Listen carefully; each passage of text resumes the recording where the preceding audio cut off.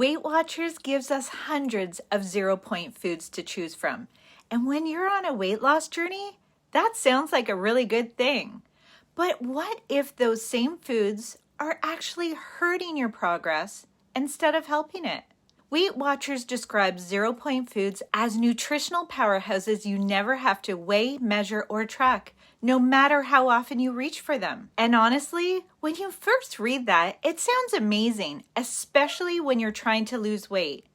The idea that there are hundreds of foods you can enjoy freely, that's a big part of what draws people to Weight Watchers in the first place. With more than 350 zero-point foods, things like potatoes, lean meats, eggs, oatmeal, fruit, and even popcorn, it really gives off this sense of freedom and flexibility. But here's where I think a lot of us get tripped up. The message sounds simple, but it's not complete. Because yes, those foods are 0 points, but that doesn't mean they're 0 calories. And that's where the confusion really starts. When the marketing says you don't need to track or measure, but then the app also includes calorie and macro tracking, it sends mixed signals. Because what sounds like freedom can actually lead to a lot of frustration if you don't fully understand how zero-point foods fit into your overall plan. And that's exactly what I want to unpack in today's video. What Weight Watchers gets right about zero-point foods, what's missing, and how to make them actually work for you instead of against you. Hi there, I'm Krista, and welcome to the Hot Air Balloon Project. My hope with this channel is to be your cheerleader and accountability partner on your Weight Watchers journey, helping you let go of the things weighing you down, both literally and figuratively, so you can soar towards the life you've always envisioned. And just to be clear, I really like Weight Watchers. I've been on the program for about 10 months now, and I've said before, and I'll say it again, I will be a lifer on Weight Watchers. I've lost roughly 40 pounds, and it's truly changed my life. I also think it's one of the most sustainable approaches out there when you understand how to make it work for you. So when I talk about things like zero-point foods, it's not coming from a place of criticism. It's about helping you get the results you deserve by understanding the full picture. So let's start with where the confusion really begins. The idea that you don't need to track zero-point foods. Because while that sounds freeing, it can also be the very thing standing in the way of your progress. Truth number 1. Don't track messaging is misleading. So let's start with where the confusion really begins. The idea that you don't need to track zero-point foods. On paper, that sounds amazing, right? No weighing, no measuring, no logging. It feels like a break from the quote-unquote diet rules. And for some people, that's really appealing. But here's the problem. All food has calories. When we're told not to track certain foods, it can make us believe these calories don't count. But they do. They always do.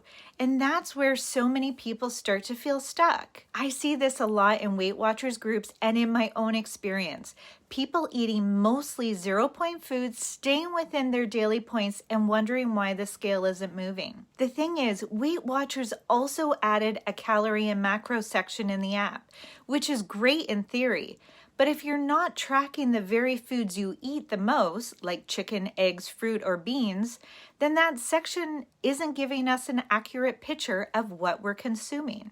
So when the plan says you don't have to track, but the app says here's your calories and macros, it's totally confusing. Are we supposed to pay attention to calories or not?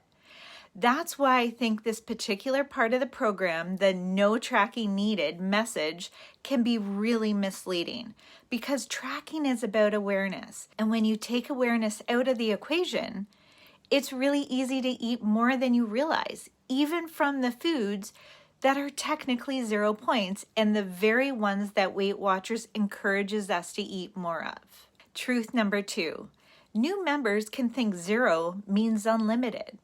The next big challenge comes down to how most of us interpret the term 0 point. When you're new to Weight Watchers, it's easy to assume that 0 means unlimited because that's how it's presented. You see the list of 350 foods and think, finally, I can eat without worrying. And of course, that's part of the appeal. The program is designed to feel flexible and freeing, and in many ways, it is. But when that freedom isn't paired with awareness, it can backfire. Think about it. If you're eating large portions of potatoes, beans, or eggs, all technically 0-point foods, those calories still add up. The plan might not ask you to track them, but your body definitely does. And when you're first starting out, you don't always know what a reasonable portion size is. Without realizing it, you might be eating hundreds of extra calories in a day, all from foods that you've been told don't need to be tracked. That's why so many people hit a wall early on. They're doing exactly what the plan told them to do, but they're not seeing the results they expected. And that's incredibly frustrating, especially when you feel like you're following the rules. Truth number 3, the math doesn't add up. So let's talk about why that happens, because the math just doesn't add up. There's no clear message from Weight Watchers about whether or not you have to eat all your daily points, and that alone causes a lot of confusion. Some people think, well, if these are my points for the day, I should use them all. Others try to eat below their daily points, but then end up making up for it with weeklies or 0-point foods. Either way, it's really easy to lose track of how much you're actually eating. If you're eating all your daily points, all your weeklies, and a few generous servings of 0-point foods on top of that, the plan still says you're on track. But calorie-wise, you might be well above what your body needs for weight loss. And the hardest part, it feels like you're doing everything right. Because you are. You're tracking, you're following the plan, you're checking all the boxes, but because those 0-point foods aren't counted anywhere, you never really see the full picture. And that's when people start thinking the plan isn't working for them, when really the plan's missing a key piece of information. Without understanding the calorie side of things, you can be perfectly on plan and still not be in a calorie deficit. Truth number 4, the weekend reset trap. The next challenge I see all the time, and I've done this myself, is what I call the weekend reset trap. You stick to your points all week, you're tracking, you're making great choices, and then the weekend hits. You might go out for dinner, you have a few drinks, enjoy something that's higher in points, because that's life. And then on Monday, you tell yourself, it's fine, I'll just eat mostly 0-point foods this week and get back on track. The problem is that cycle keeps repeating. You end up in this pattern of trying to make up for what you ate on the weekend by leaning heavily on 0-point foods during the week. And while it feels like balance, it can create inconsistency both in your eating and in your results. Your body never really gets a chance to settle into a steady rhythm because you're swinging from higher calorie days to super low ones. Over time, that can mess with your hunger cues and make it harder to lose weight, even if your average week still looks on plan. And that's why so many people end up frustrated, not because they're doing anything wrong, but because they're stuck in this on again, off again loop without even realizing it. Truth number 5, 0-point foods aren't free foods. Here's the biggest misunderstanding of all. 0-point foods aren't free foods. Weight Watchers actually tells us we don't need to weigh, measure, or track them, no matter how often we reach for them. And when you hear that, it's easy to assume these foods are unlimited. I mean, who wouldn't? The message sounds like total freedom. But all food still has calories, and those calories still matter, even when they don't cost you any points. That doesn't make 0-point foods bad. They're packed with nutrients, protein, and fiber. But if you treat them as free, they can push you out of a calorie deficit without even realizing it. If you're building most of your meals around 0-point foods and still using all your daily, weekly points, it might look like you're following the plan perfectly, but you may not actually be in a deficit. And again, that's why so many people feel confused or discouraged. It's not that the plan doesn't work, it's that we're missing the full context of how these foods really fit into our day-to-day eating. So, how do we make 0-point foods actually work for us instead of against us? First, it helps to remember how weight loss happens. It all comes down to calories in versus calories out.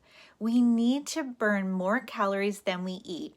That's the only way to create a calorie deficit, and that's what leads to fat loss. To lose roughly 1 pound per week, you need to eat around 500 fewer calories per day than your body burns. That doesn't mean you have to count every single calorie forever, but it does mean you need some awareness of what's going in versus what's going out. And that's where the idea of not tracking 0-point foods becomes a real problem.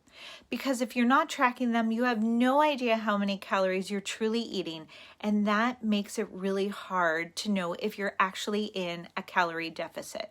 Now, the good news, you don't have to overhaul your plan to fix it. Here are a few simple ways to stay aware while still enjoying the flexibility Weight Watchers offers. Number 1, track everything you eat, including 0-point foods.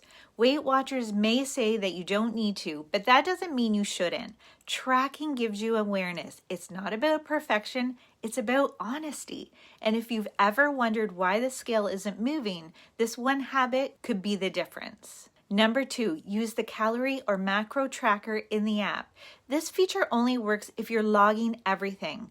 Once you start doing that, you'll see exactly how many 0-point foods fit into your day and whether you're really in a calorie deficit. Number 3, stay within your suggested calorie range, even if you haven't used all your points. Points are a tool, not a free pass. Calories still matter even when the app says you have points left. Staying mindful of both helps keep you consistent. Number 4, consider the diabetic plan if you need more structure. On this plan, foods like fruit and starchy vegetables have a point value, which can make it easier to stay balanced if you struggle with portions on the regular plan. It can also work really well for anyone who doesn't want to rely on the calorie tracker and prefers to stick strictly to points. Number 5, focus on awareness, not restriction. This isn't about cutting out all the foods you love. It's about understanding how they fit into your journey so you can make informed choices and feel confident that your effort is actually moving you forward. At the end of the day, 0-point foods aren't the problem. It's how they've been presented. The message that you don't need to weigh, measure, or track them sounds freeing, but without context, it leaves too much room for confusion. Because if you're not aware of what you're eating, you can't really understand why your results have stalled. But once you bring that awareness back, once you start tracking everything, using the calorie and macro tools, and paying attention to how those 0-point foods fit into your day, everything starts to make sense again. And that's when the plan really starts to work. You'll feel more in control, your choices will make more sense, and you'll start to see progress again. Because this isn't about doing Weight Watchers perfectly. It's about doing it honestly. And when you do that, you see the difference, not just on the scale, but in how you feel about the process. If you have any questions about 0-point foods or suggestions on how you've made them work for you, please add them in the comments below. And as always, thank you so much for watching. We got this, my friend. See you soon. Pie. Pilot.